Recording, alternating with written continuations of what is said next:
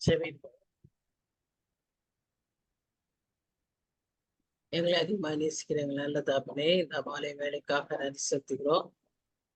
சுவாமி, இந்த நாளிலும் கூட திரும்பவுமா இப்படி பார்த்து அமர்ந்து ஆண்டவரே, இந்த விசுவாச வீரர்களுடைய வாழ்க்கையை, அவர்களுடைய சாட்சியை நாங்கள் தியானித்து, சுவாமி அதன் நிமித்தமாய், அதன் மூலமாய் எங்களுடைய வாழ்க்கையையும் நாங்கள் இன்னும் ஒரு படி கூட முன்னேறி செல்ல எங்களுக்கு நீர் கிருபை தரும்படியாக உம்மை நோக்கி நாங்கள் ஜெபிக்கிறோம். இந்த நாளின் தியானம் எங்களுக்கு அது பிரயோஜனமா இருக்க உண்மை நோக்கி பார்க்கிறோம் சுவாமி. அதோ வந்திருக்கிற ஒவ்வொருவரையும் நீர் ஆசீர்வதியும். இந்த வர இருக்கிறவங்களே சீக்கிரமாய் அழைத்து வாரும். தடைகளை மாற்றி போடும் சுவாமி. இந்த ஒரு மணி நேரத்துல எங்களுக்கு எந்த டிஸ்டர்பன்ஸ் இல்லாம நாங்க அந்த தியானத்தை சரியாய் செய்து முடிக்க எங்களுக்கு கிருபை தாரும். நீர் எங்களோடு பேசும், ஆவியானவர் பொறுப்பேற்றுக் கொள்ளும். மாலையன்று எங்களால் ஒன்றும் செய்ய முடியாது என்பதை அறிக்கையிடுகிறோம். எங்களை தாழ்த்தி உடைய கருத்தும் சுவாமி. நீர் எங்களுக்கு கற்றுத்தாரும். நாங்கள் கற்றுக்கொள்ளுகிற மனநிலையை எங்களுக்கு தான் நேசிக்கிற இயேசு கிறிஸ்துவின் மூலமாய் வேண்டிக் கொள்கிறோம். ஆமென். Amen.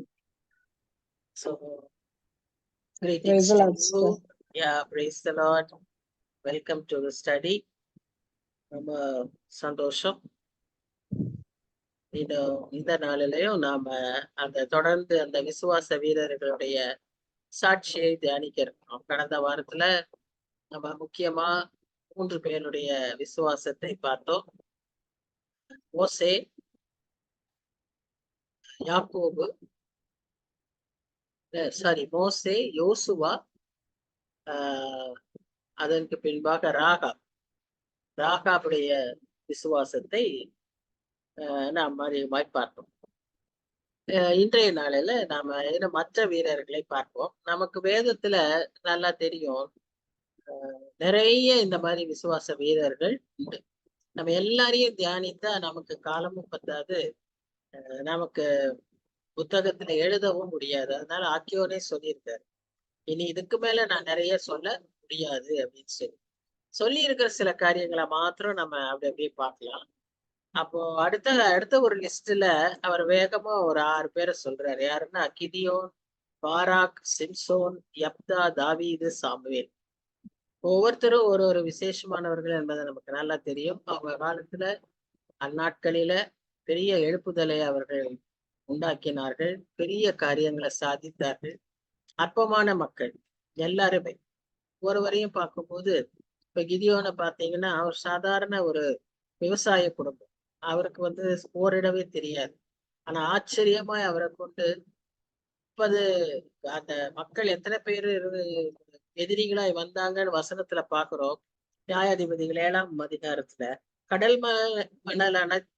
கடல் மணலத்தனையான மக்கள் வந்திருந்தாங்க. அவங்க சேனையெல்லாம் பெரிய வெட்டுக்கிளிகளை போல் இருந்ததுன்னு சொல்லி பார்க்கிறோம். சோ அப்படிப்பட்ட ஒரு 300 பேரை கொண்டு அவர் வீழ்த்தினார் என்று பார்க்கிறோம். ஆனா அவர் எடுத்துட்டு போன பட்டயம் எல்லாம் ஒன்றுமே இல்லை. ஒரு பானை, ஒரு விளக்கு, இப்படி. சோ இதை ஆச்சரியமான விதத்துல கிதியோன் செய்தார். பாராக்கு he needed a motivator. அவருக்கு தெபோரா வந்தாதான் அப்படிப்பட்ட ஒரு பயந்தாங்கொழி. ஆனா அவர் பெரிய காரியங்களை சாதிக்க வைத்தார். விசுவாசத்தினால பெற்றுக்கொண்டார். சிம்சோன், அவர் பெரிய பலசாலி. ஆனா he was careless about his anointment. Spite of that, அவருக்கு கர்த்தர் இறங்கி அவர் காரியங்களை சாதிக்கப்படியாக செய்தார். தாவீது நமக்கு நல்லா தெரியும். அவர் ஒரு ஆட்டுக்கு பின்னால ஓடிக்கொண்டிருந்த சின்ன மேய்ப்பன். அவரை கொண்டும் பெரிய காரியங்களை செய்தார். சாமுவேலை கொண்டும் கர்த்தர் பெரிய தீர்க்க தரிசனங்கள் செய்தார். சோ இவர்கள் எல்லாரும் not perfect persons, weak person. ஃபெய்த்லயுமே they were weak. விசுவாசத்திலேயும் they were not very strong. Gideon பாத்தீங்கன்னா அடையாளம் கொடுங்கன்னு கேட்பாரு. So by birth, by quality, by even faith, they were not perfect, but God helped them to achieve greater things. So through faith, அவங்களுக்கு இருந்த அந்த சின்ன விசுவாசத்தை கர்த்தர் கனப்படுத்தினார். சோ நமக்கிட்டையும் பெரிய விசுவாசம் தான் இருக்கணும் அவன் பெரிய விசுவாச வீரர்களாய் ஆகணும். நம்மால ஒன்றும் செய்ய முடியாதுன்னு நம்ம நினைக்க முடியாது. நம்ம கொண்டு பெரிய காரியங்களை கர்த்தரால் செய்ய முடியும். ஏன்னா செய்கிறவர் கர்த்தர், அவர் பெரியவர். நமக்கு இருக்கிற விசுவாசம் கொஞ்சமா இருந்தாலும் கர்த்தர் அதை பெரிதாக்கும். அதனால நாம சொல்றாரு இல்லையா, கடுகு விதை போல விசுவாசம் கடுகு விதை மாதிரி இருந்தா கூட மலைய அசைக்க முடியும், கடல்ல தள்ள முடியும். சோ அப்பேற்பட்ட அற்புதமான காரியங்களை, அதிசயமான காரியங்களை நம்மை கொண்டு கர்த்தர் செய்ய வல்லவர். அதுதான் இந்த அதிகாரத்துல பாக்குறோம். தொடர்ந்து இன்னும் இந்த மக்கள் என்னெல்லாம் செய்தாங்கன்னு பாத்தீங்கன்னா, நிறைய வீரர்கள், விசுவாச வீரர்கள் பெயர் சொல்லப்படாமல் நம்ம பாக்குறோம். அவங்க ராஜ்யங்களை ஜெயித்தாங்க, நீதியை நடப்பித்தாங்க. சிலர் வந்து they conquered lot of kingdoms. இவங்க சிலர் என்ன பண்ணாங்க, நீதியை நடப்பித்தார்கள். நாட்டுல அவங்க வந்து they were righteous. அவங்களுடைய faith வந்து help them to be righteous. அந்த மாதிரி நடந்தாங்க, சாட்சியுள்ள வாழ்க்கை வாழ்ந்தாங்க. வாக்கு தத்தங்களை பெற்றார். சிலர் விசுவாசத்தினாலே வாக்கு தத்தங்களை பெற்றார். சிங்கங்களின் வாய்களை அடைத்தார்கள். இது பிசாசையும் குறைக்கும், நிஜமாவே சிங்கத்தையும் குறைக்கும். நான் தானியல் வாழ்க்கையில கெபியில போட்டாலும் கேட்கிறாரு, தேவன் சிங்கங்களின் வாயை அடைத்தார். that was his faith. அவ்வளவு பசியுள்ள சிங்கங்கள் கீழே விழுறதுக்கு முன்னாலேயே அடுத்த தடவை போடும்போது சாப்பிட்டுருச்சு. அப்ப அதே நிலைமையில இருந்த சிங்கங்களின் வாய்களை தேவன் அடைத்தார். அதுதான் அவருடைய விசுவாசம். அந்த விசுவாசத்தோட தைரியமா உள்ள விழுந்தாரு, அங்க ஜெபித்தார், காரியங்கள் நடைபெற்று. அந்த கிரைசிஸ்லயும் ஜெபிக்க வைக்கிறது விசுவாசம். நம்ம கிரைசிஸ்ல if we lose hope, then we don't have faith. நமக்கு ஒரே சாட்சி என்னன்னா, நமக்கு விசுவாசம் இருக்குன்னா அது எப்படி கிரியையில காட்டணும்னா, கிரிட்டிக்கல் டைம்ஸ்ல நாம ஜெபிக்கிறவர்களாக, கர்த்தரை துதிக்கிறவர்களாக காணப்படும். சங்கீதம் 34 வாசிக்கிறோம், கர்த்தரை நான் எக்காலத்திலும் ஸ்தோத்தரிப்பேன். அவர் துதி எப்போதும் என் வாயில் இருக்கு. சிங்க ஜெபியில இருந்தாலும் அவர் துதி இருக்கும், அக்னி நடுவுல போனாலும் ஸ்துதி இருக்கும். அந்த 3 பேர் அப்படிதான் போனாங்க. அக்னியின் உக்கிரத்தை அவர்கள் அவித்தார்கள். 4வது ஆளா அவர்களுக்கு துணையா நின்னார். பட்டய கற்குக்கு தப்பினார்கள். அநேகர் வந்து இந்த மாதிரி பட்டய கற்குகளுக்கு தப்பினார்கள். பலவீனத்தில் பலன் கொண்டார்கள், யுத்தத்தில் வல்லவர்களானார்கள், அந்நியருடைய சேனைகளை முறியடித்தார்கள். ஸ்ரீகள் சாக கொடுத்த தங்களுடையவர்களை உயிரோடு எழுந்திருக்க பெற்றார்கள். So it talks about different kings, prophets, individuals இருந்த. உதாரணமா நம்ம இங்க ஒரு லிஸ்ட் பாக்குறோம். டேவிட், ஜாஷுவா, ஆசா, ஜெகோஷபாத், எசேக்கியா, ஜோசியா, இவங்க எல்லாருமே யாரு? ராஜாக்கள். அவங்கதான் வெற்றி பெற்றார்கள், subdued kingdoms.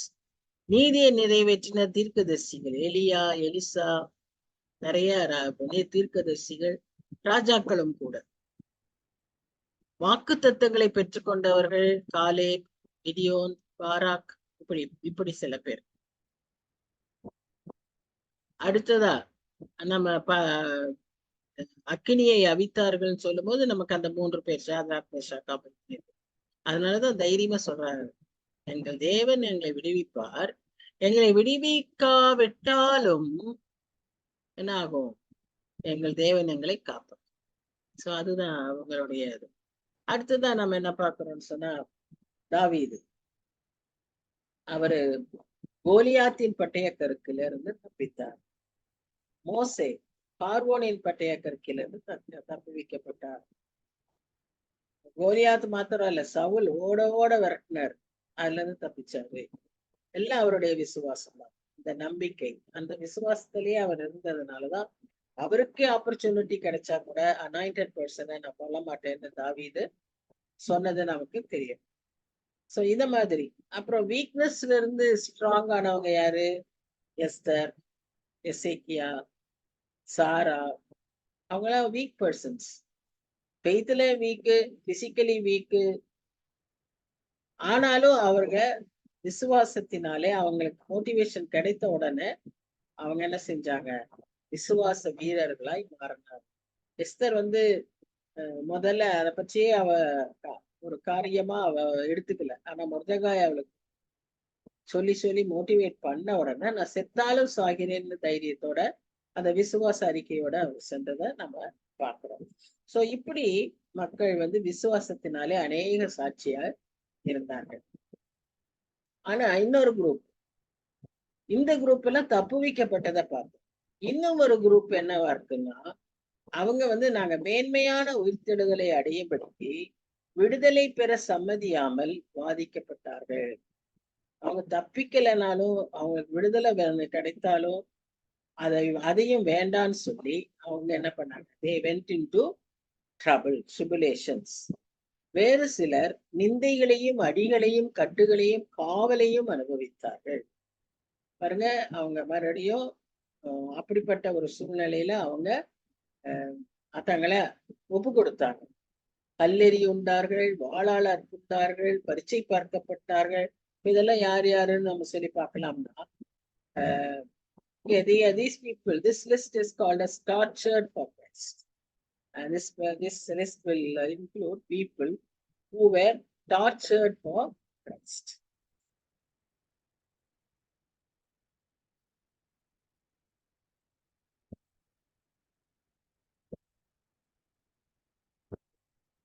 Who were tortured for Christ. அப்படின்னு பார்க்கும்போது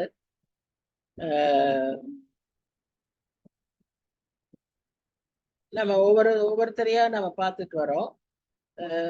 இந்த இந்த ட்ரையல்ஸ்ல, இந்த டார்ச்சர்ல டிஃபரெண்ட் டைப்ஸ் நம்ம பார்க்கிறோம். உயிர் போன ஒரு நிலைமைய பார்க்கிறோம். அப்படி உயிர் போன நிலைமையிலையும் உயிர் தெழுதலை ஆண்டவர் கட்டளையிட்ட காரியங்களை காலங்கள் உண்டு. ஒரு சில இடத்துல இந்த டார்ச்சர் எப்படி நடந்துச்சுன்னு சொன்னா மென்டல் டார்ச்சர். இப்ப ஈசாக்க வந்து இஸ்மவேல் வந்து கேலி பண்ணான், அது ஒரு மென்டல் டார்ச்சர். இது மாதிரி சூழ்நிலை நம்ம குடும்பங்கள்ல, நம்ம வேலை ஸ்தலங்கள்ல, நிறைய இடங்கள்ல நாம இதை பார்க்கிறோம். So that kind of mental torture was also there. Chains and imprisonments. Joseph கூட சின்ன வயசுல இருந்தே அவனுக்கு மென்டல் டார்ச்சர், பிசிக்கல் டார்ச்சர், குழியில போடப்பட்டான். ஆனா அவன் குழியில போட்டதுனாலதான் அவன் மேல நோக்கி பார்த்தான். சோ இதெல்லாம் இருந்துச்சு. இப்படி எல்லாம் இருந்து அவனை கர்த்தர் எவ்வளவு மேன்மையாய் கொண்டு வந்தாருன்னு சொல்லி நாம பார்க்கிறோம். ஸோ அவ்விதமான வேதனைகளை நாம் பார்க்கிறோம். இது ஒரு சின்ன ஒரு glimpse of those days.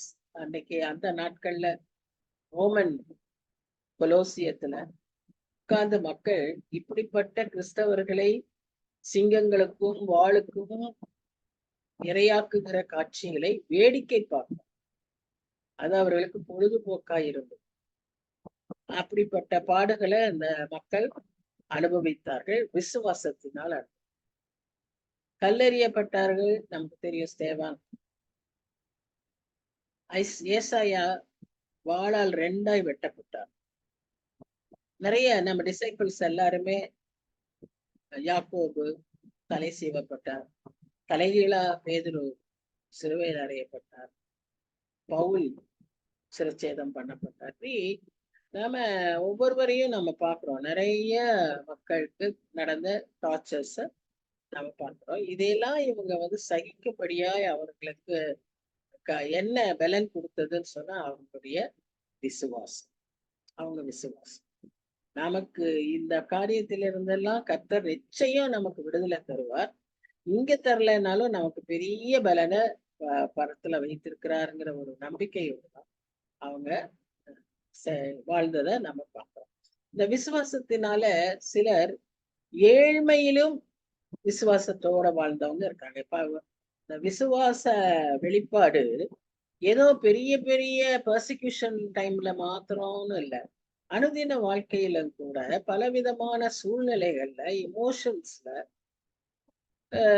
Daily course of லைஃப்ல நாம அந்த விசுவாசத்தை வெளிப்படுத்துறத பார்க்கணும். ஏழ்மையில எலியா எல்லாம் அப்படி ஒரு ஏழ்மையான சூழ்நிலைக்கு அந்த சூழ்நிலையிலும் அவர் வந்து விசுவாசத்தோடு இருந்தார். அதே போல இந்த உலகத்தை வெறுக்க அந்த விசுவாசம் உதவி செய்தது. இந்த உலகம் நமக்கு தகுதி இல்லை அப்படிங்கிறத அவங்க மோச எப்படி இந்த சந்தோஷங்கள் வேண்டான்னு சொன்னாரோ, இவங்க இந்த உலகத்தின் காரியங்களே எங்களுக்கு வேண்டாம்னு சொல்ற அளவுக்கு அவங்களுக்கு அந்த விசுவாச வாழ்க்கை இருந்தது. அதனால அவர்கள் ஜெயித்தார்கள். அவர்கள் அப்படி காரியங்களுக்கு அவர்கள் உட்பட்டார்கள். அதையெல்லாம் அவர்கள் ஜெயித்தார். இவ்வளவு காரியங்களை செய்தோம், இப்படியெல்லாம் விசுவாசத்துல நச்சாட்சி பெற்றும் அவர்களுக்கு அந்த வாக்குத்தத்தம் பண்ணப்பட்டதை அடையாமல் போனார்கள். அப்படின்னா என்ன அர்த்தம்னா, வாக்குத்தத்தம் பண்ணப்பட்டது எதுனா, அவர் கர்த்தர், அவர் நமக்காக உண்டாக்கின வாசஸ்தலம், அந்த புதிய எருசலேம், அதை அவர்கள் அடையாமல் போனார்கள். ஏன்னா அதற்கு முன்பாகவே அவர்கள் எல்லாரும் மரணத்தை சந்தித்தார்கள். அவங்க எல்லாம் இன்னைக்கு வரைக்கும் உயிரோடு இல்லை, எல்லாம் போயிட்டாங்க, எல்லாரும் மரித்து விட்டார்கள். ஆனாலும் அந்த விசுவாசத்துல அவங்க குறையல. கர்த்தர் எங்களுக்கு செய்வாங்க, கண்ணுல காணல, அவங்களுக்கு எந்த விதமான எவிடன்ஸும் இல்லை. ஆனா they foreknew that they will be living with God forever. அந்த ஒரே நம்பிக்கையோடு அவங்க விசுவாசத்துல இருக்கும்ன்றத நாம பாக்குறோம். ஆனா நம்முடைய காலம் அப்படிப்பட்டதல்ல.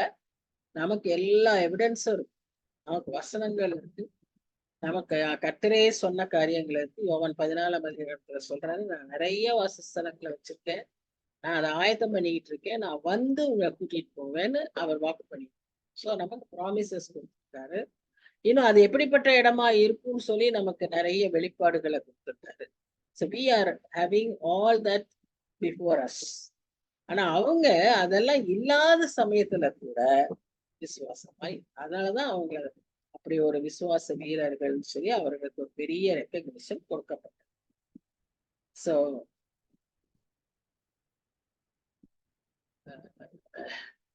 that's what it's been said. We have much more reason to hold on to faith because everything is done before us.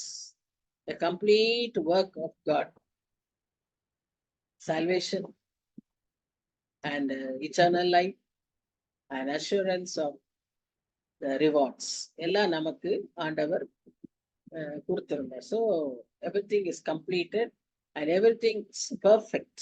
Everything is perfect. அது பழைய ஏற்பாட்டுக்கு பரிசுத்தவான்களானாலும் சரி, புதிய ஏற்பாட்டு பரிசுத்தவான்களானாலும் சரி, எல்லாரையும் ஒன்றிணைக்கிறது விசுவாசம். எல்லாருக்கும் இருக்கக்கூடிய பலன் இயேசு கிறிஸ்துவின் ரட்சிப்பு, சிலுவையில் அவர் செய்து முடித்த அவருடைய வேலை, அவர் எல்லாவற்றையும் முடித்து விட்டார்.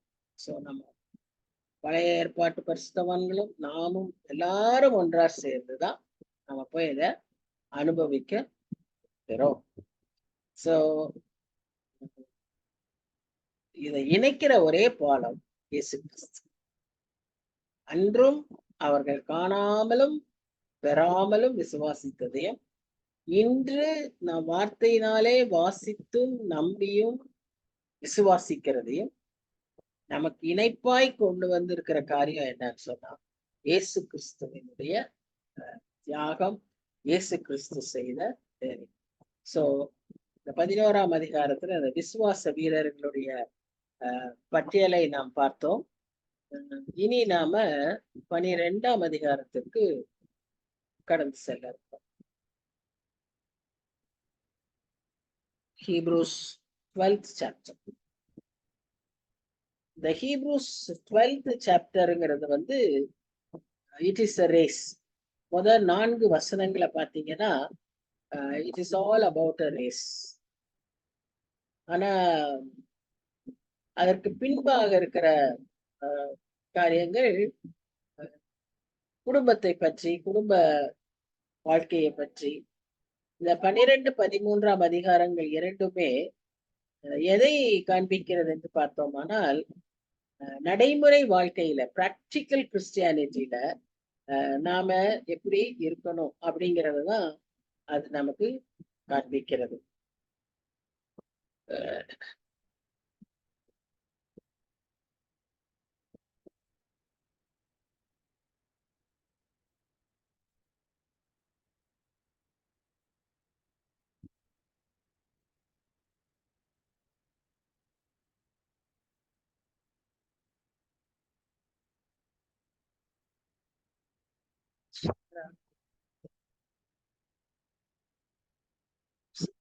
and sharing.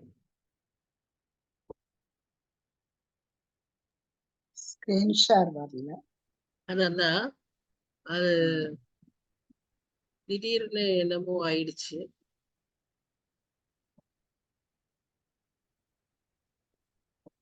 இந்த ஷேர்ன்ற இதே வரமாட்டேன்.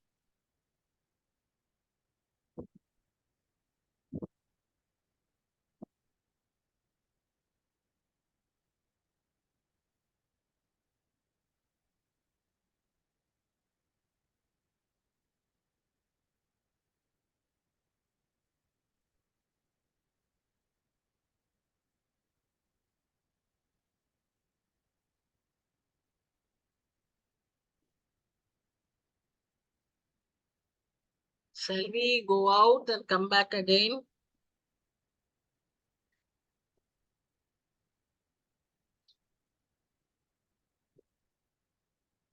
ஸ்கிரீன் ஷேர் ஆக மாட்டேங்குது.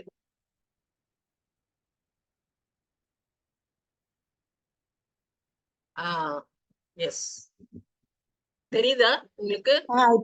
இப்ப வருது சிஸ்டர். தேங்க்யூ.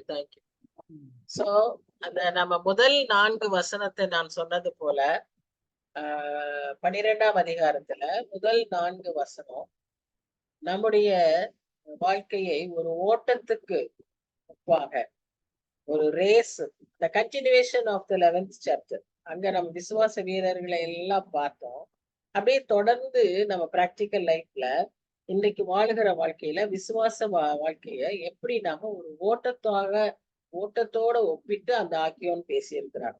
அப்படி நாம ஓடும்போது இங்க நம்ம முதல் வசனத்துல பாக்குறோம், ஒரு 3-4 முக்கியமான ஒரு பாயிண்ட்ஸ பாக்குறோம். என்னன்னா, நாம ஓடும்போது தனியா ஓடல. இந்த ஓட்டத்துல நாம ஓடும்போது நம்மை சுற்றி இந்த விசுவாச வீரர்கள் எல்லாம் திரளான சாட்சிகளை போல, ஏதோ நம்ம படிச்ச லிஸ்ட்ல இருக்கிறவங்க மாத்திரம் இல்ல, அதற்கப்புறம் இன்றைக்கு வரைக்கும் நமக்கு இருக்கிற முன்னோடிகள், நம்ம மென்டார்ஸ், நமக்கு லீடர்ஸ், நம்ம எக்ஸாம்பிள்ஸ், ரோல் மாடல்ஸ், அவங்க எல்லாரும் நமக்கு எப்படி இருக்காங்கன்னா சுற்றி இருக்கிற ஸ்பெக்டேட்டர்ஸ் போல. இப்போ ஒரு மேட்ச் நடந்தா சுத்தி அவங்க ஸ்டேடியமே இப்பெல்லாம் ஃபுல் ஆயிடுது இல்லையா? அந்த மாதிரி இந்த மக்கள் நம்மை வேடிக்கை பார்த்து கொண்டிருப்பார்கள். அவர்கள் வேடிக்கை பார்க்கிறவர்களாய் மாத்திரம் அல்ல, நம்மை உற்சாகப்படுத்துகிறவர்களாய், அவர்களுடைய வாழ்க்கையின் மூலமாக அவர்கள் உற்சாகப்படுத்தின அந்த சாட்சிகளாக அங்க நிற்கிறாங்க. இங்கிருந்து அவங்க முகத்தை பார்த்தோன்னா அப்படியே நமக்கு ஒரு உற்சாகம் வரும். ஓ, இவங்க எல்லாம் இருக்காங்கல்ல, நம்ம வந்து உற்சாகமா ஓடணும்.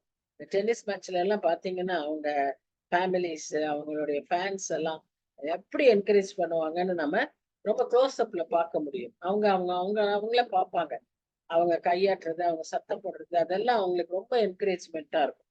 சோ அந்த மாதிரி இங்கேயும் நம்ம பாக்குறோம், இவங்க எல்லாம் நம்ம கூட சுத்தி நிக்கிறாங்க. அப்போ அவர் ஒரு முக்கியமான ஒரு பாயிண்ட் சொல்றாரு. என்னன்னா, பாரமான யாவற்றையும், ஓடுறவங்க ரொம்ப ஹெவியா எதையும் தூக்கிட்டு ஓடக்கூடாது, ஓட முடியாது. நீங்க நம்ம ஓட்ட பந்தயத்துல நம்ம பார்த்திருக்கோம், யாருமே கோட்டு சூட்டு எல்லாம் போட்டுட்டு ஒரு பெரிய சிலன சாரி கட்டிட்டு பட்டு சாரி கட்டிட்டு அப்படியெல்லாம் ஓட முடியாது. ஓடணும்னு சொன்னா அதுக்குன்னு சில ஒழுங்குகள் உண்டு, முறைகள் உண்டு. அவ்விதமா தான் நம்ம ஓட முடியும். சோ அந்த பாரமா இருக்கிற எல்லாத்தையும் நம்ம உதறிடணும். So we must be willing to sacrifice. We must be willing to shed off whatever is heavy in us. இப்போ நாம ஓட்டத்துல ஓடுறவனுக்கு ட்ரெஸ் சொல்லிட்டோம். நமக்கு நம்முடைய வாழ்க்கையில நம்மை அழுத்துகிற காரியங்கள் என்ன? கவலை, உலக கவலையா இருக்கலாம், பண ஆசையா இருக்கலாம், இல்ல நமக்கு இருக்கிற சோதனைகளா இருக்கலாம். வாட் எவர் இட் இஸ், அது என்னவா இருந்தாலும் அதை நம்மை அழுத்தி கொண்டிருந்தால் நம்மால என்ன செய்ய முடியாது? ஓட முடியாது. சுபாரமான யாவற்றையும், அடுத்ததா இன்னொன்னு சொல்றாரு, நம்மை சுற்றி நெருங்கி நிற்கிற பாவத்தையும். நம்மை சுற்றி நெருங்கி நிற்கிற பாவம் நம்ம கிட்ட பக்கத்துல, ஏன்னா இந்த ஓட்டம் வந்து விண் ஓட்டம், நாம ஓடுற ஓட்டம் வந்து ஆண்டவரை நோக்கி ஓடுற ஓட்டம். சோ இந்த ஓட்டத்தை ஓடும்போது பிசாசு என்ன செய்ய மாட்டான்? சும்மா இருக்க மாட்டான். நமக்கு பக்கத்திலே நின்னுட்டு அவனுக்குதான் தெரியும் நம்ம வீக்னஸ் என்ன. சோ நெருங்கி நிக்கிற பாவத்தையும் தள்ளி விட்டு, மூணாவதா என்ன செய்யணுமா, விசுவாசத்தை துவக்குகிறவரும் முடிக்கிறவருமா இருக்கிற இயேசுவை நோக்கி. சோ அவர் goal is, our final finishing point is Jesus Christ. So அவரையே நோக்கி நாம ஓடணும், கோலை நோக்கி ஓடணும். நாலாவதா, இந்த ஓட்டத்துல ஓடும்போது பொறுமையோட ஓடக்கடவும். 4 முக்கியமான பாயிண்ட்ஸ் இங்க பாக்குறோம். அதை பற்றி எக்ஸ்பிளனேஷன்ஸ் இப்ப நம்ம பார்க்கலாம். சோ ஆக்கியோன் என்ன சொல்றாருன்னா, இந்த ஓட்டத்துல அவங்க நம்ம சுற்றி இப்படி என்கரேஜ் பண்ணும்போது அவங்க எப்படி இருந்தாங்களாம், மேகம் போன்ற திரளான சாட்சிகள். இந்த மேகம்னு சொல்றதுக்கு கிரேக்க வார்த்தையில என்ன சொல்லியிருக்குன்னா நிஃபோஸ். நிஃபோஸ்ன்னு சொல்லியிருக்கு. நிஃபோஸ்ன்னு சொன்னா பெரிய குரூப். அப்ப அந்த அளவுக்கு பெரிய குரூப் ஆஃப் விட்னஸஸ் நமக்கு பார்த்துக்கிட்டு இருக்காங்க நம்ம எப்படி ஓடுறோம்னு. சோ நம்ம வாழ்க்கையை வாழும்போது இதை நாம் எப்பொழுதும் யோசித்து கொள்ள வேண்டும். சின்ன வயசுல சண்டே கிளாஸ்ல நமக்கு சொல்லி கொடுத்தாங்க, கர்த்தர் உன்னை பார்த்துக்கிட்டே இருக்காருன்னு சொல்லி. இன்னைக்கு நம்ம இன்னும் கொஞ்சமா வளர்ந்து மெச்சூர்ட் கிறிஸ்டியன்ஸா பிராக்டிக்கல் லைஃப்ல நம்ம தெரிஞ்சுக்க வேண்டியது, not only Christ, not only God the Father, but also the angels and this cloud of witnesses. எல்லாரும் பார்த்துக்கிட்டு இருக்காங்க. நம்ம குடும்பத்திலிருந்து போயிருப்பாங்க இல்லையா அநேகர் சாட்சியாக, விசுவாசிகளாக, அவங்களும் பார்த்துக்கிட்டு இருப்பாங்க. நம்ம வாழ்க்கை இங்க வாழ்றது எவ்வளவு ஒரு அவசியமா முக்கியமா இருக்குன்றதை நம்ம விளங்கி கொள்ள வேண்டும். So we cannot be careless in our Christian life. That we should remember. We cannot be careless in our Christian life. மொத்தம் எல்லாராலையும் பார்க்கப்படுது, வாட்ச் பண்ணப்படுறோம். பழைய செயின்ஸ், நம்ம விட்னஸஸ் குடும்பத்துல இருந்தவங்க, அப்போ நம்முடைய க்ளோஸ் பீப்புள் இருப்பாங்க, நம்ம பேரண்ட்ஸ் இருப்பாங்க. அப்ப நம்ம ஓடுற ஓட்டத்தை பார்த்தாங்கன்னா அவங்களுக்கு எப்படி இருக்கும்? Whether they are able to feel or not, that is not our consideration. அதை பற்றி நமக்கு தெரியாது. But they are watching the words, so the word of God tells us. இது நமக்கு தெரியும். So we have to be so careful about our running. So our life is a race. We should remember that. அப்ப அப்படி ஓடும்போது என்ன நமக்கு எச்சரிப்பு கொடுக்குது அப்படின்னு சொன்னா, நம்ம ஓட்டம், நம்ம விசுவாசம், நம்ம நடக்கை எல்லாம் காத்து கொள்ளப்படணும். நம்ம ஓட்டம் அப்படி ஓட வேண்டியவர்களாய் நாம் இருக்கிறோம். நாம ஓடும்போது மக்கள் நம்மை குறித்து பார்க்கிறார்கள். வேடிக்கைன்னு நம்ம சொல்ல முடியாது, குறிப்பா பார்க்கிறாங்க. They are looking at us with interest. அதோட நிறுத்திக்குவோம். ஏன்னா with care, with worry அப்படியெல்லாம் நம்ம சொல்ல முடியாது. எமோஷன்ஸ் இருக்கான்றதெல்லாம் நமக்கு we have no evidence. But what we can only say is they are looking at us. So we are to run in the same path as they ran. இப்போ இன்னொரு காரியத்தை இப்ப நம்ம பார்க்கிறோம். பாரமான எல்லாவற்றையும் நாம் கீழே இறக்கி விடணும். நெருங்கி வருகிற பாவத்தையும் விட்டு நாம இறங்கணும். ஏன்னா இந்த பாரமான காரியங்கள் என்ன செய்யும் சொன்னா, பாவமும் ஒரு பாரம். அழுத்தும் பாவங்கள், அழுத்தும் பாரமாகிய கவலைகள், அழுத்தும் பாரமாகிய உலக ஆசைகள். லோத்தின் மனைவிக்கு இருந்த பெரிய பிரச்சனை என்னன்னா, இந்த உலக ஆசை. அவங்க நல்ல ஒரு நீதிமானின் மனைவியா வாழ்ந்துட்டு இருந்தாங்க. ஆனா உலகத்தை கொஞ்சம் அவங்க கையில வச்சிருந்தாங்க. அதனாலதான் இதெல்லாம் அழிஞ்சிருச்சா, அந்த இடம் அழிஞ்சிருச்சா, நம்ம வீடு அழிஞ்சிருச்சா, கர்த்தருடைய வார்த்தையை அவங்க முழுசு ஏற்றுக்கொள்ளல. திரும்பி பார்க்காம ஓடுன்னு சொன்னாங்க. ஆனா இவங்களுக்கு அந்த காரியம் கொஞ்சம் எடுத்துருச்சு. அதனாலதான் இயேசு கிறிஸ்துவே சொல்றாரு, லோத்தின் மனைவியை நினைத்துக் கொண்டு நம்முடைய ஓட்டத்துல நம்ம அப்படி திரும்பி பாத்திரக்கூடாது.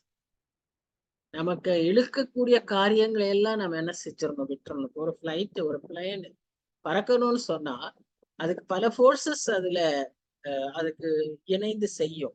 அதுல 2 ஃபோர்ஸ் பாசிட்டிவ், 2 ஃபோர்ஸ் நெகட்டிவ்.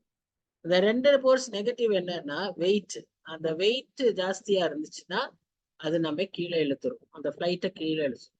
2வது டெய்ல இருக்கிற அந்த டிராக் ஃபோர்ஸ் அது அதிகமா இருந்துச்சுன்னா மேல எழும்ப விடாது. இதேதான் நாம ஓடும் போது நமக்கு இந்த மாதிரியான டிராக் ஃபோர்ஸஸ் எது நம்ம இழுக்குது, அந்த அம்மாவை பின்னால திரும்ப பார்க்க வச்சுச்சு, இழுக்கிற காரியங்கள். அதுக்கு அது ஆசையாவும் இருக்கலாம், பயமாவும் இருக்கலாம். சில சமயத்துல பயமா இருக்கு. நமக்கு நமக்கு எதை குறித்து அதிகமான பயம் இருக்கு. சில பயங்கள், மனுஷரை குறித்த பயங்கள். பேதுருவை மறுதலிக்க வைத்தது எது? பயம். அவன் நான் உமக்காக என் ஜீவனையே கொடுப்பேன்னு சொன்னவர் அந்த இடத்துல அந்த ஆக்சுவல் டைம்ல என்னாச்சு? பயந்துட்டார். உனக்கு அவரை தெரியுமே, நீ அவனோட தான் இருந்தன்னா சபிக்க ஆரம்பிச்சுட்டார். இல்லையே அப்படின்னு சொல்லி. சோ த டிராக் ஃபோர்ஸஸ் இப்படி நம்ம என்ன செஞ்சிடும், இழுத்துரும், மேல ஏறவே விடாது. வெயிட் தான் இந்த மாதிரி ஆசை, கவலை, இந்த காரியம். So we have to be very very careful. அதனாலதான் இதை என்னன்னு சொல்றான்னு சொன்னா, இந்த ஃபோர்ஸஸ் எல்லாம் நம்ம எப்படி என்ன பண்ணுமோ, நம்ம அப்படியே சூழ்ந்து இருக்கிரும், என்ஸ்னேர், நம்மளை ஓடவே விடாது. இப்போ ஓட்டக்காரனுக்கு அவன் ஷூஸ் சரியா இருக்கணும், அந்த டை, அந்த நாட் டை பண்ணியிருக்கிறதெல்லாம் சரியா இருக்கணும். அது அந்த மாதிரி நாட் எல்லாம் இருக்கிற ஷூஸே அவன் போட மாட்டான். அப்படி போட்டாலும் அதெல்லாம் சரியா இருக்கணும். அப்படி அந்த மாதிரி every single aspect should be proper. இப்போ டைட் பெல்ட் இருந்தா அதனால ஓட முடியாது. எவ்வளவு விஷயங்கள் இருக்கு, சின்ன நுணுக்கங்கள், சின்ன சின்ன காரியங்கள். இதெல்லாம் நம்மளை அப்படியே என்ன செய்யணும், நெருக்கிடும். அதுக்குதான் அந்த வார்த்தை, அதுக்கு யூஸ் பண்ணியிருக்கிற வார்த்தை என்னன்னு பாத்தீங்கன்னா, நெருங்குகிற பாவத்தை இங்கிலீஷ்ல என்ஸ்னேர்னு போட்டிருக்கு. இப்ப அந்த என்ஸ்னேருக்கு கிரீக் வேர்டு என்னன்னு பாத்தீங்கன்னா யூபெரிஸ்டேட்டன். யூபெரிஸ்டேட்டன்ங்கிற வார்த்தைக்கு 4 விதமான அர்த்தங்கள் இருக்காம். என்னன்னு சொல்லி பாத்தீங்கன்னா, it could be easily avoided, அதான் பாவம். அதே நாம தெளிவா நோ சொல்லிடணும், ஈஸிலி அவாய்ட் பண்ணிடணும். அந்த அந்த ஒரு டிஸ்ட்ராக்ஷனுக்கு நம்ம போகக்கூடாது ஓடும்போது. It can be something which you admire, நமக்கு ரொம்ப விருப்பமானதா இருக்கலாம். நிறைய சமயத்துல வாலிபர் கூட்டங்கள் எல்லாம் நிறைய இடத்துல இந்த ஒரு உதாரணத்தை சொல்லுவாங்க. தங்க ஆப்பிள்ஸ இந்த ட்ராக்ல போட்டு விட்டாலாம் ஒரு குயின், அவளை பிரின்சஸ், அவளை மேரி பண்றவன் ஓட்டத்தை ஓடி முடிக்கணும். அவன் ஓட்டத்தை ஓடும் போது அவனை டிஸ்ட்ராக்ட் பண்ற மாதிரி கோல்டன் ஆப்பிள்ஸ போடுறான் ட்ராக்ல. சோ அந்த மாதிரி போடும்போது அதை எடுக்கிறதுக்கு இது பண்ணி நிறைய பேர் மிஸ் பண்ணிட்டாங்க. So admire something that you admire can be your trap, can become ensnaring. It can also be a dangerous thing. எவ்வளவு டேஞ்சரஸ்னா, ஓட்டமே ஓட முடியாதபடி உன்னை டோட்டலா ஆஃப் ட்ராக்ல கொண்டு போயிடும், வேற ட்ராக்ல ஓடிட்டு. இங்கதான் பவுல் சொல்றாரு அவருடைய பிலிப்பியர் நிருபத்துல, நான் வீணாக ஓடினதில்லை என்று ஜெயித்துக் கொள்கிறேன். ஓடணும், கர்த்தருக்காக ஓடிட்டு இருக்கோம். ஆனா நம்ம ஓட்டம் எப்படி இருக்கக்கூடாது, வீண் ஓட்டமாய் இருக்கக்கூடாது. நாம ஓடிட்டு தனியா ஒரு பக்கம் ஓடிட்டு இருந்தோம்னா அது சரியான ஓட்டம் இல்லை. நம்ம ஓட வேண்டிய ட்ராக்ல ஓடணும். அப்பதான் நம்ம என்ன செய்ய முடியும், அடைய வேண்டிய பொருளை அடைய முடியும். இந்த ரேஸ் ஒரு யுனிக் ரேஸ், அதையும் நாம புரிச்சுக்கணும். இந்த ரேஸ்ல யார் ஃபர்ஸ்ட் வரா அப்படியெல்லாம் முக்கியம் இல்லை. உலக பிரகாரமான ரேசஸ்ல யார் ஃபர்ஸ்ட் வரா, செகண்ட் வரா, அவங்களுக்கு பிரைஸ். ஆனா இந்த ரேஸ்ல ஓடுன அத்தனை பேருக்கும் prize. It is not who runs the race or who wins the race, but it is how you run the race. அந்த ஓட்டத்தை எப்படி ஓடினீர்கள் என்பதுதான் முக்கியம். இதுதான் நமக்கு வைத்திருக்கிற பெரிய ஒரு சேலஞ்ச். அப்போ இயேசு கிறிஸ்து நமக்கு ஒரு நல்ல முன்மாதிரியா இருக்காரு. இத்தனை திரளான சாட்சிகள் நம்ம பார்த்துக்கிட்டு இருந்தாலும், who is our role model, who is our guide? Jesus Christ. அவர் அதுக்காக தான் இந்த உலகத்துக்கு வந்தாரு. நமக்கு ஒரு நல்ல முன்மாதிரியாய் அவர் ஓடி சென்றார். அவர் ஓடும்போது என்ன பண்ணாரு? அவருக்கு இருந்த கோல் என்ன? அது அவருக்கு சந்தோஷத்தை கொடுத்தது. அந்த சந்தோஷத்தை அடையிறதுக்கு இந்த ஓட்டத்துல அவருக்கு நேரிட்ட காரியங்கள் என்ன? அவமானம் நேரிட்டது, சிலுவையை சகித்தார். இப்போ அவருக்கு ரிவார்டு என்ன? தேவனுடைய சிங்காசனத்தின் வலது பார்சத்திலே வீற்றிருக்கு. இப்போ இந்த இயேசு கிறிஸ்துவ நமக்கு மாதிரியா இருக்கும்போது அவர் ஓடின ஓட்டம் எப்படிப்பட்ட ஓட்டமா இருந்தது என்று நாம் வாசித்திருக்கிறோம். ஏசாயா 53ஆம் அதிகாரத்துல தெளிவா அவர் பட்ட பாடுகளை குறித்து நாம் வாசிக்கிறோம். ஸ்டெப் பை ஸ்டெப் வாசிக்கிறோம். சுவிசேஷங்கள்ல அவர் கொடுக்கப்பட்ட 6 அந்த ட்ரையல்ஸை பத்தி வாசிக்கிறோம். அங்க எப்படி துப்பப்பட்டார், அடிக்கப்பட்டார், அவருக்கு அங்கிகளை போட்டு அவர் அவமானப்படுத்தினார், கேள்விகளை கேட்டு அவங்கள இது பண்ணாங்க, ஜனங்கள் கூக்குரலிட்டு அவளை அறையும் மறையும்னு சொன்னாங்க. ஒசன்னான்னு சொன்ன அதே ஜனங்கள் அறையும் மறையும் சொன்னாங்க. இந்த அவமானம் எல்லாம் அவர் பட்டார். இப்ப இதெல்லாம் எதுக்கு இப்ப நம்ம இங்க வாசிக்கிறோம், இங்க நமக்கு எழுதப்பட்டிருக்குன்னா, நம்ம ஓட்டம் ஏதோ ஒரு ஜாய்ஃபுல் ரைடா இருக்காது. அப்படியே ஹாப்பியா கையாட்டிட்டு ஜான்னு போகிற ஓட்டம் இல்ல. இந்த ஓட்டத்திலே நமக்கு அவமானங்கள் இருக்கும், நிந்தைகள் இருக்கும், நமக்கு சிலுவையின் அனுபவங்கள் இருக்கும். ஆனா இதையெல்லாம் எப்படி இயேசு கிறிஸ்து சகித்து தனக்கு முன் வைக்கிருந்த லக்கையே நோக்கி ஓடினாரோ, நாமும் நமக்கு இருக்கிற லக்காகிய இயேசு கிறிஸ்துவையே நோக்கி நாம் ஓடணும். அதனாலதான் முதலாம் வசனத்துல நம்ம வாசிக்கிறோம், பொறுமையோடு ஓடக்கடவும். என்னன்னா ஓட்டத்துக்கு என்ன பெரிய பொறுமை? நமக்கு என்ன பொறுமை? பொறுமை என்னன்னா அதுல வரக்கூடிய அந்த நிந்தை, அவமானம் இதையெல்லாம் சகித்து நாம் எப்படி ஓடணும்? பொறுமையோடு ஓடணும்னு சொல்லி நாம் அழைக்கப்படுகிறோம். அந்த ஓட்டம் எப்படி இருக்குன்னா ஒரு அப்பில் ரன் வாங்கும், நிக்க முடியாது. நம்ம வேகமா ஓடிட்டோம்னா பாதியிலே நின்றுருவோம். ஒரு ஸ்டெடி ரன்னா இருக்கணும், பொறுமையோடு ஓடணும், பிராக்டிஸோட ஓடணும், ஆயத்தத்தோட ஓடணும், டிசிப்ளினோட ஓடணும். அதனாலதான் 1 கொரிந்தியர் 9ஆம் அதிகாரத்துல வாசிக்கிறோம், ஒரு ஆத்லெட் எப்படி ட்ரெயின் பண்ணப்படுவான், சரீரத்துல எல்லாவற்றிலும் அவன் டிசிப்ளின்டா இருக்கணும், உணவு முறையிலிருந்து டிசிப்ளின்டா இருக்கணும். நாமும் நம்முடைய வாழ்க்கையிலையும் எல்லாவற்றிலும் அந்த டிசிப்ளின், பிராக்டிஸ் இப்படி ஓடும் போதுதான் அந்த ரேஸை நாம ஓட முடியும். இதுல நான் ஏன் யூனிக் ரேஸ்ன்னு சொன்னேன்னா, நமக்கு அந்த ரேஸை ஆரம்பிக்கிறவர் இயேசு கிறிஸ்து, நமக்கு துவக்கி வைக்கிறவர் இயேசு கிறிஸ்து, முடிப்புல க்ளோசிங் பாயிண்ட்ல நிக்கிறவர் இயேசு கிறிஸ்து. லக்கு அவர்தான். ஆனா இந்த இன்பிட்வீன்ல நீ எப்படியோ ஓடுன்னு விட்டுற மாட்டாரு. நம்முடைய ஆண்டவர் அவ்வளவு அன்புள்ள ஆண்டவர். ஒரு தகப்பனை போல அவர் எப்படி வராரு? கூடையே ஓடி வராரு. Run run run. நமக்கு கொஞ்சம் சோறு வரும்போது ஓடு ஓடு ஓடு, இன்னும் கொஞ்சம் தூரம் தான், ஓடு ஓடு ஓடு, உற்சாகப்படுத்திக்கிட்டே.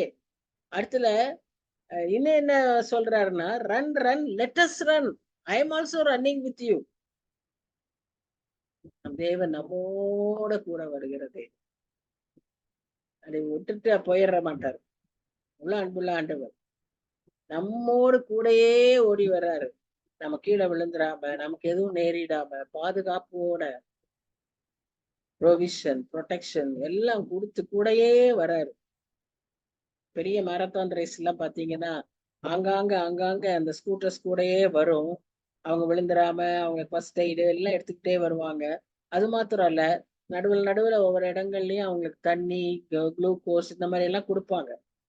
ஸோ இந்த ரேஸ்லயும் நமக்கு ஆண்டவர் நம்மோட வந்துகிட்டே இருக்காரு. அப்பப்ப சோர்வு ஏற்படும் போது உற்சாகத்தை கொடுக்குறாரு, விசுவாசத்தை தூண்டுறாரு. நாம செய்ய வேண்டியது ஒன்னே ஒண்ணுதான், அவர் நம்மோட வராருங்கிற உணர்வோட ஓடணும். என் இஷ்டத்துக்கு ஓடக்கூடாது. இதுதான் நம்ம கிட்ட இருக்கிற பிரச்சனை. நம்ம அவரோட அவர் கையை பிடிச்சிட்டு ஓடுற மாதிரி இருந்துச்சுன்னா எந்த பிரச்சனையும் இல்லை. பொறுமையோட நாம ஓடணும். அதுக்கான கிரேக்க வார்த்தை என்ன? என்டியூரன்ஸ். இங்கிலீஷ்ல என்டியூரன்ஸ். அதுக்கு கிரேக்க வார்த்தை என்ன கொடுத்துருக்குன்னா உப்போமோன் அப்படிங்கிற ஒரு பெரிய வார்த்தை சொல்லியிருக்கு. அப்படின்னு அர்த்தம் என்னன்னா, சில பேர் நினைக்கிறது பொறுமைன்னு சொன்னா சரி வரட்டும் காத்திருப்போம், பொறுமையா காத்திருப்போம் அப்படின்னு அமைதியா உட்கார்ற பொறுமை இல்லை அது. இந்த பொறுமை என்ன தெரியுமா? ஓடுற பொறுமை. ஓடணும், ஆனா டிட்டர்மினேஷனோட ஓடணும். அவசரம் இல்லாம ஓடணும், தாமதிக்காம ஓடணும், ஸ்டெடியா ஓடணும், டிஃப்ளெக்ட் ஆகாம ஓடணும், அங்க இங்க அலையாம ஒரே பாதையில ஸ்டெடியா ஓடணும். அந்த பொறுமையோட ஓடக்கூடிய, அதுக்கு நமக்கு பிராக்டிஸ் இல்லைன்னா ஓடவே முடியாது. ஒன்னா வேகமா போயிருவோம், இல்லைன்னா நின்னுருவோம். பார்த்திருக்கோம்ல, ஈவன் வாக்கிங் ரேஸ்லயே நம்ம பார்த்திருக்கோமே, அந்த பிராக்டிஸ் இல்லாதவங்க நடந்து போய் நானும் போறேன்னு போனா பாதியில நின்னுருவாங்க, வாக் பண்ண முடியாது. இந்த ரேஸ்னா ஸ்டெடியா வாக் பண்ணணும். So this life involves all this. நல்ல ஒரு ரேஸ் வைத்து நமக்கு அவர் பேசிக்கிட்டே இருக்காரு. அடுத்ததா இந்த ரேஸ்ன்றதுக்கே கிரேக் வேர்டு என்ன, கிரேக்க வார்த்தை என்னன்னா அகோனா. அகோனான்னு சொல்லும்போது அர்த்தம் என்ன அப்படின்னு பாத்தீங்கன்னா, ஏதோ வெறும் ஓட்டம் இல்ல, அந்த ஓட்டத்துல போராட்டம், கான்ஃபிளிக்ட், ஸ்ட்ரகிள். அந்த ரேஸுங்கிறது அவருக்கு, பவுலுக்கு ரொம்ப பிடிச்ச வார்த்தை. அதனால அவர் அவருடைய எல்லா நிருபங்களிலும் அதை குறித்து சொல்லியிருக்கிறார். இப்ப அதை எல்லாத்தையும் கட்டில நமக்கு முக்கியமானது என்னன்னு சொன்னா, இந்த ரேஸ்ல ஓடுறப்போ நமக்கு ஒரு லக்கு வேணும். அதுதான் நான் சொன்னேன், வீண் ஓட்டமாய் இருக்கக்கூடாதுன்னு சொல்லி லக்கு இருக்கணும். காலையில எந்திரிச்ச உடனேயே you must have a goal, no? What you are going to do today, you must plan, organize. அது இல்லைன்னா அது ஒரே குழப்பமா தான் இருக்கும். அதை டிசைட் பண்றதுக்கே you will be wasting your time and energy. அதெல்லாம் கரெக்டா செஞ்சுட்டா it is so easy. Work will finish off very quickly, effectively. அந்த பிளானிங் இல்லைன்னா, அந்த கோல் இல்லைன்னா வாழ்க்கையில தாறுமாறான வாழ்க்கை, பர்பஸ் இல்லாத வாழ்க்கை. ஒரு கிறிஸ்தவனுடைய வாழ்க்கை அப்படி இருந்துச்சுன்னா வீண். கிறிஸ்தவ வாழ்க்கைனா கோல் உள்ள வாழ்க்கை. வாழ்க்கையில ஒரு பர்பஸ் இருக்கு. God's purpose is there. God's will should be fulfilled. அதுக்கு அவர் நிறைய ப்ராமிசஸ் கொடுத்திருக்காரு. அதுக்கு அவரே கூட வராரு. அவரே அங்க நின்னு உன்னை உற்சாகப்படுத்துறாரு, வா வான்னு சொல்றாரு. அப்ப இந்த ஓட்டத்தை நம்ம ஓடும்போது எப்படி ஓடணும்? இயேசு, அந்த முதல் வசனத்திலே நம்ம தான் வாசிக்கிறோம், இயேசு கிறிஸ்துவையே நோக்கி ஓடணும். நம்மளுடைய லக்க நோக்கியே போனோம்.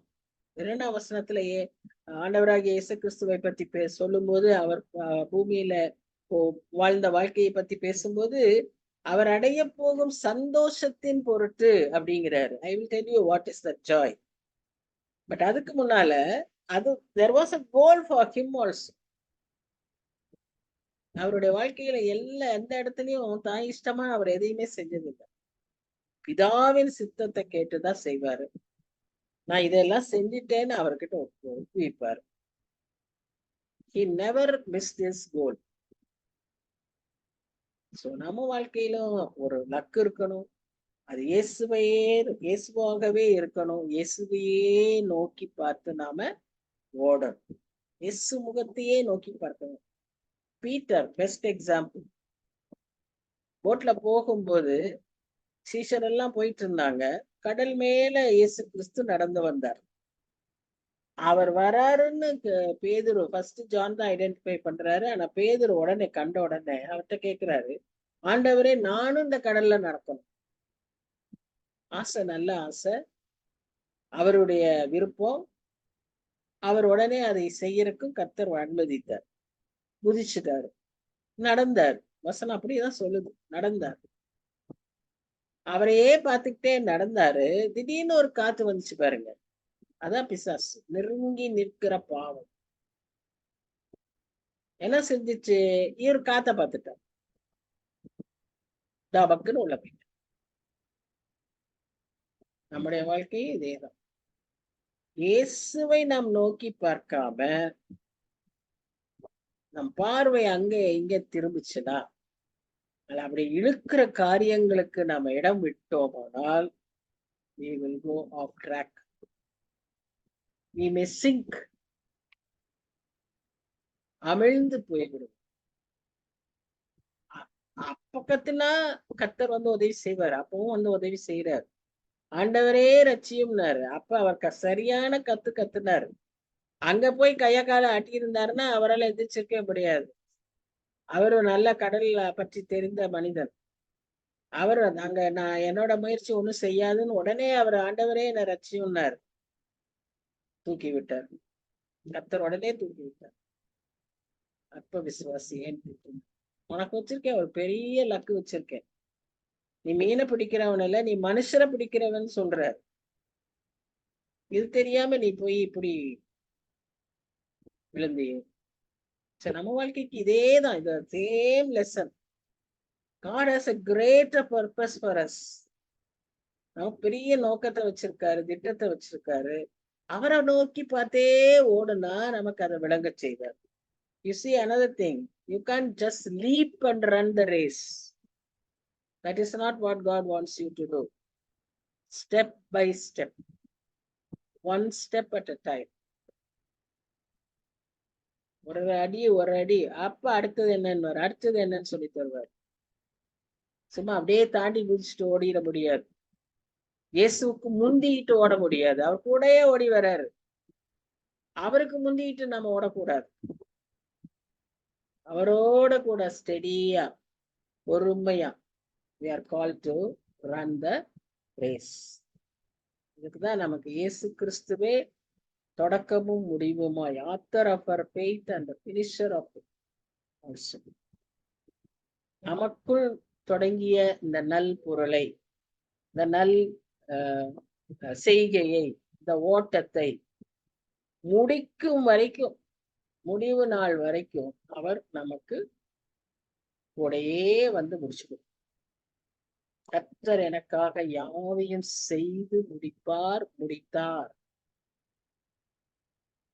இதுதான் ஒரு பெரிய நமக்கு இருக்க ஆறுதல், ஒரு தைரியம். So he is with us in the race. 3-4 வசனங்கள்ல என்ன பார்க்கணும்னு சொன்னா, இந்த ஓட்டத்துல நமக்கு நேரிடுகிற பிரச்சனைகள், சோதனைகள், இந்த ஹேர்டில்ஸ், அப்டக்கிள்ஸ், இதெல்லாத்துல நம்ம டயர்டா இருக்கக்கூடாது. அதான் அங்க வாசிக்கணும். நீங்க இளைப்புள்ளவர்களாய் உங்கள் ஆத்துமாக்களில் சோர்ந்து போகாதபடிக்கு. சோர்வு, சரீரத்துல ஒரு சோர்வு வரும். இந்த சோர்வு சில சமயத்துல ஆத்துமாவையே தாக்கும். எலியாவை அப்படிதான் தாக்கிடுச்சு. எலியா என்ன சொன்னாரு? போதும் சுவாமி, என் ஜீவனை வேணாலே எடுத்துக்கோங்க, எனக்கு போதும்.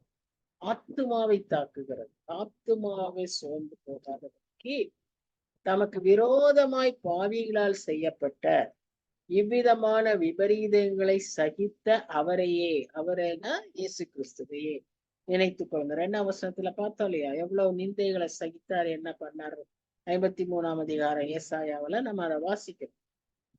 4ஆம் வசனம் என்ன சொல்லுதுன்னா, பாவத்துக்கு விரோதமாய் போராடுகிறது ரத்தம் சிந்தப்படத்தக்கதாக நீங்கள் இன்னும் எதிர்த்து நிற்கும். இயேசு கிறிஸ்து இவ்வளவு காரியத்தை அவர் ஏன் சகித்தாரு? அவருக்கு என்ன சந்தோஷம் இருந்துச்சு?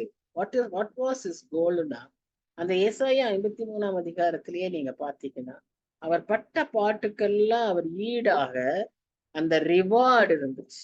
நம்ம ஓட்டத்துக்கும் ஒரு ரிவார்டு இருக்கு. ஃபர்ஸ்ட் பர்சனுக்கு தான் ஓட முடியும். அவன் தான் வேகமா ஓட முடியும். என்னால எல்லாம் அப்படி ஓட முடியாது.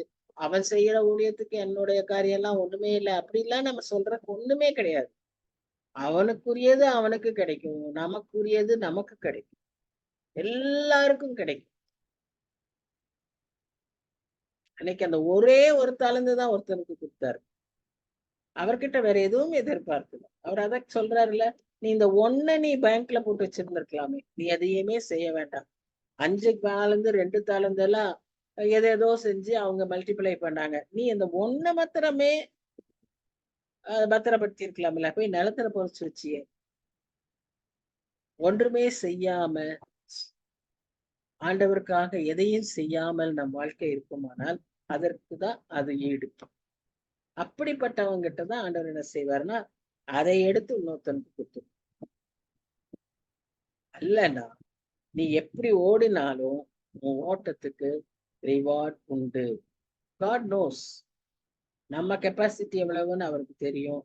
நமக்கு கொடுத்த ஆப்பர்ச்சுனிட்டி என்னன்னு அவருக்கு தெரியும். அதுக்கு அவர் எவ்வளவெல்லாம் உதவி செய்யறாருன்னு நமக்கு தெரியும், அவருக்கும் தெரியும். சோ அதை நாம செய்ய வேண்டிய விதத்துல நம்மால முழு ஈடுபாட்டோடு நம்ம எதை செய்தாலும் அதை கர்த்தருக்கென்று செய்யும் போது அதற்கான பலன் நிச்சயம். அவரதான் சொல்றாருல, 1 கொரிந்தியர் 15ஆம் அதிகாரம் கடைசி வசனத்துல நீங்க பாத்தீங்கன்னா, சகல பிரயாசத்துக்கும் பலன் உண்டு. ஒரு டம்ளர் தண்ணி கொடுத்தா கூட உனக்கு பலன் உண்டுன்ற. Whatever we may do for Christ, in the name of Christ, there will be a reward in our race. So இங்க அவரு இயேசு கிறிஸ்து எதுக்காக அப்படி எல்லாம் சகித்தாருன்னு பாத்தீங்கன்னா, அவருடைய வாழ்க்கையில அவருக்கு இருந்த லக்கு, அவருக்கு கிடைத்த சந்தோஷம் என்னன்னா, redemption of people for eternity. He could rescue people for eternity. That was the price what God gave to Jesus Christ. So அந்த சந்தோஷம், அந்த எக்ஸ்பீரியன்ஸ்க்கு தான், அந்த ஒரு ரிவார்டுக்கு தான் இவர் எல்லாவற்றையும் சகித்தார். வெற்றியோடு சகித்தார். வெளிப்படுத்தல் விசேஷத்துல 7 சபைகளுக்கு எழுதப்பட்ட காரியங்கள்லாம் நமக்கு பிராக்டிக்கலா இன்றைக்கு நமக்குரியது. அதுல ஒவ்வொரு அதிகாரத்திலையும் நம்ம வாசிக்கிறோம், ஜெயம் கொள்ளுகிறவன் எவனோ, one who overcomes, one who endures, one who says never give up, I will never give up, I will never turn back, no turning back. இப்படி ஓடக்கூடியவனுக்கு பெரிய பெரிய ரிவார்ட்ஸ வைத்திருக்கிறார். இந்த நிந்தையான பாதையை இயேசு கிறிஸ்து எப்படி போனாருன்னு சொல்லி வாசிக்கிறோம். வாய் திறவாமல் இருந்தார், அடிக்கப்பட்ட ஆட்டுக்குட்டிய போல போனார். வாழ்க்கையில முன்னேற்றம் இருந்துச்சு. அவர் போன பாதையில நிற்கல. No stagnation, there was progress. கர்த்தர் நம்ம ஓட்டத்துக்கு அதுதான் அவர் சொல்றாரு, நீ நிக்கவே கூடாது. மூச்சு முடியும் வரைக்கும், மூச்சு ஒடுங்கும் வரைக்கும் கர்த்தருக்கென்று நீ ஏதாவது செய்து கொண்டே இருக்க வேண்டும். என்ன வயசு ஏது எதுவும் கிடையாது. எல்லாத்துக்கும் எக்ஸாம்பிள்ஸ் உண்டு. 94 வயசுல அன்னாள் விதவை பிரசங்கித்தார்கள், உபவாசம் இருந்தார்கள். So no excuse. இது எல்லாவற்றிலும் இயேசு சந்தோஷமா இருந்தார். He kept his joy. இதை சந்தோஷமா ஏற்றுக்கொண்டார். கெத்செமனேல சொன்னார், இந்த பிரிவை தாங்க முடியாதேங்கிற அந்த ஆதங்கத்துல அவர் உம்முடைய சித்தமானால் கேட்டார் தான், அவ்வளவுதான். He accepted everything with joy. ஒரு triumphal பிரேயரோட தன்னுடைய ஆவிய அவர் அன்பினால் தன்னுடைய காரியங்களை எல்லாம் அவர் இந்த உலகத்துல நிறைவேற்றி. இந்த விஷயத்துல, இந்த பாதையில, இந்த ஓட்டத்துல நாம சந்திக்கக்கூடிய இன்னொரு பெரிய இமோஷனல் ப்ராப்ளம் என்னன்னு சொன்னா, கஷ்டத்துல என்னன்னு சொன்னா, அவமானப்படுவது, வெட்கப்படுவது. இயேசு கிறிஸ்து இதை அனுபவித்தார். இந்த வெட்கம் உண்டாகிறது ஒரு மரணத்தின் ஒரு காரியம் மாதிரி இருக்கும். Same is experience of hell. மனுஷர் முன்பாக அவமானப்படுவதும் வெட்கப்படுவதும். ஆனா கர்த்தர் அதை அனுமதிக்கிறாருன்னு சொன்னார், நம்மை அவர் சிட்சிக்கிறார். நமக்கு அதிலிருந்து இருந்து ஒரு நன்மையான காரியத்தை அவர் கொண்டு வர விரும்புகிறார். இந்த சூழ்நிலையில தான் கர்த்தர் நம்ம இடத்துல எதிர்பார்க்கிறது என்னன்னு சொன்னா, ஒரு மனிதர், யாராவது ஒருத்தர் ஜெபிக்க என்னோடு கூட இந்த சூழ்நிலையில உற்சாகப்படுத்த. இயேசு கிறிஸ்துவுக்கு அந்த ஓட்டத்துல தேவைப்பட்டது, நமக்கும் நம்முடைய ஓட்டத்துல தேவைப்படும். அதனாலதான் நமக்கு இப்படிப்பட்ட ஐக்கியங்கள் நமக்கு தேவை. ஒருத்தருக்கு ஒருத்தர் ஜெபிக்க, ஒருத்தருக்கு ஒருத்தர் தாங்க, நாம் மற்றவர்களுக்கு அப்படி ஆறுதலா இருக்க அழைக்கப்படுது. இந்த வசனங்கள்ல அதுதான் சொல்லுது. ஒரு மனிதன், 1 person, 1 hour, மத்தேயு 26:40. 1 மணி நேரம் நீ விழிச்சிருக்க கூடாது. பேதுரு அந்த 1 மணி நேரம் ஜெபிச்சிருந்தார், நான் விழித்து அந்த சோதனைக்கு உட்பட பண்ணியிருக்க மாட்டாரு. அடுத்த வசனமே சொல்லுது, சோதனைக்கு உட்படாதபடி விழித்திருங்கள் தானே சொல்லிட்டு போனேன். அந்த அந்த அந்த சோதனைகள்ல அவர் மேற்கொண்டிருப்பார். அவர் மறந்துருச்சிருக்க மாட்டாரு. மனுஷன் காதை வெட்டி மாம்சீகன் தலை தூக்க விட்டுருக்க மாட்டார். கோபம் வந்துச்சு, பயம் வந்துச்சு, இதெல்லாம் மாம்சீகம். மாம்சத்துக்கும் ஆவிக்கு எப்பவும் போராட்டம். இதுக்கு நம்ம நல்லா ஜெபிக்கணும். ஜெபத்துலதான் அதை நாம என்ன செய்ய முடியும், மேற்கொள்ள முடியும். பேதுரு அதை மேற்கொண்டிருக்கலாம். கர்த்தர் சொன்ன அந்த 1 மணி நேரம் ஜெபிக்கிறது. இன்னைக்கு நம்முடைய வாழ்க்கையில ஜெபம் ஒரு முக்கியமான ஒரு அம்சமா இருக்கு. நிறைய நேரம் ஜெபிக்கணும், மனசுல ஜெபிச்சுக்கிட்டே இருக்கணும், இடைவிடாமல் ஜெபிக்கணும். அப்ப நம்ம ஜெபிக்கும் போது, இடைவிடாமல் துதிக்கும் போது சிந்தனைகள் சிதறாது. தேவையற்ற வீண் சிந்தனைகள் நமக்கு வராது. பயம், கவலை, பொறாமை, எரிச்சல், தீய எண்ணங்கள், புறங்கூறுதல், பொய், பாவங்கள் எதுவுமே நமக்கு வராது. ஏன்னா எண்ணம் தூய்மையாயிடுச்சுன்னா செயல்கள் தூய்மையா இருக்கும். அந்த மாதிரி we must cultivate a prayerful habit in our life so that we can run the race in triumph, in victory. இது முதல் 4 வசனம். அடுத்த 2 வசனம் பின்னால 11 வசனம் வரைக்கும் என்னன்னா, கர்த்தர் சிட்சிக்கிறதை பற்றி, கர்த்தருடைய சிச்சையை பற்றி. இது ஒரு தொடர்ச்சியா இருக்கிறதுனால ஒருவேளை நம்ம இதுக்கு அடுத்த செஷன்ல அதை பார்க்கலாம். இதோட இன்றைக்கு முடிச்சுக்கலாம். அந்த ரேஸோட நம்ம இன்றைக்கு முடிச்சுக்கலாம். அடுத்த வாரம் எலெக்ஷன் ரிசல்ட்ஸ் எல்லாம் இருக்கிறதுனால ஒரே கலைபரமா இருக்கும். We expect a radical change.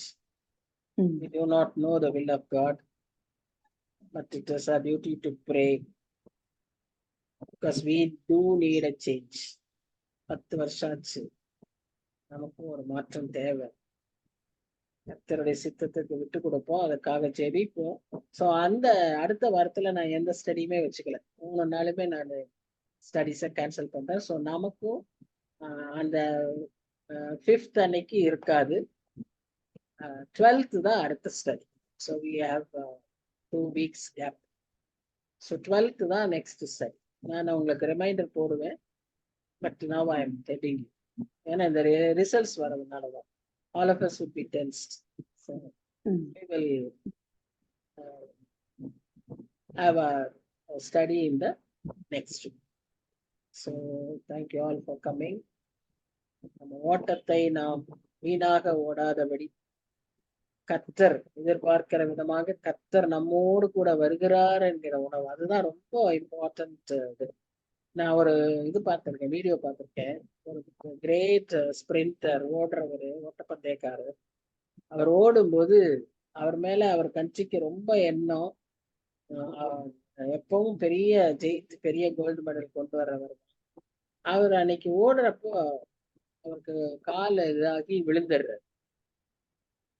Whole stadium அப்படியே இதாயிருச்சு, ஸ்தம்பிச்சிருச்சு. ஆனா ஓடுறவங்க மொத்தம் ஓடிக்கிட்டே இருக்காங்க.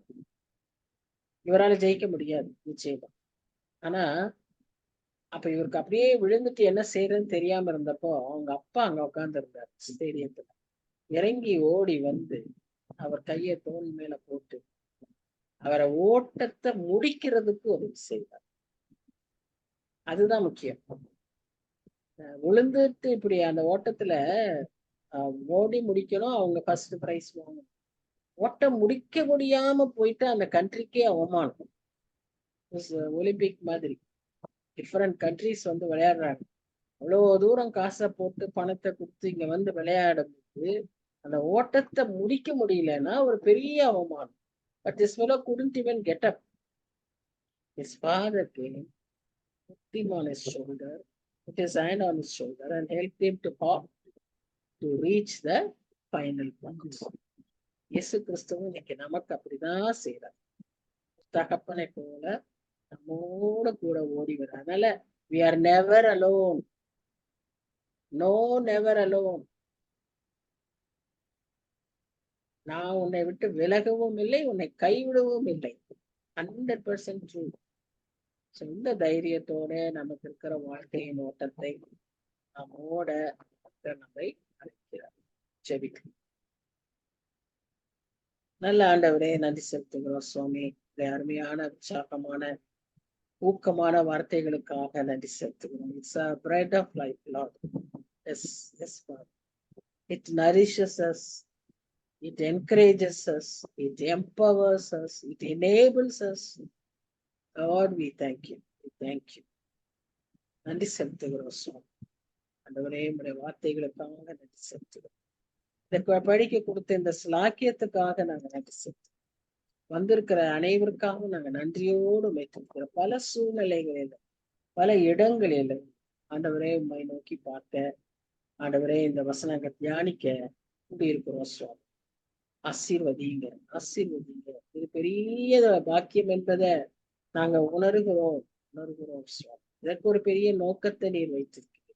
எங்க மூலமா உங்களுடைய ராஜ்யம் விஸ்தாரமாகணும்னு நீர் விரும்புகிறீர் சுவாமி. அதுக்கு என்னென்ன விதங்களில நாங்க செய்ய முடியுமோ அதையெல்லாம் நாங்க செய்யறதுக்கு கிடைத்த ஆப்பர்ச்சுனிட்டியை மிஸ் பண்ணிடாதபடி அதோட சரியாய் நாங்க செய்து முடிக்க எங்களுக்கு பிடிச்சி நீர் எங்களோடு வருகிறீர் என்பதை எப்பவும் உணர்வோடு காத்திருக்க ஆண்டவரே, அவ்விதமாய் எங்க வாழ்க்கையை நடத்த நமக்கு பிரியமாய் நாங்க வாழ்ந்து விட எங்களுக்கு பிடிச்சி வாழ்த்தி எங்களை ஒப்பு கொடுக்கிறோம் சுவாமி. எங்க தேவைகள், சுக காரியங்கள், குடும்ப காரியங்கள், ஆண்டவரை இனத்தார் ஜனத்தாருடைய காரியங்கள், பிள்ளைகளுடைய காரியம் எல்லாவற்றையும் எங்களை கருத்துல ஒப்பு கொடுக்கிறோம்.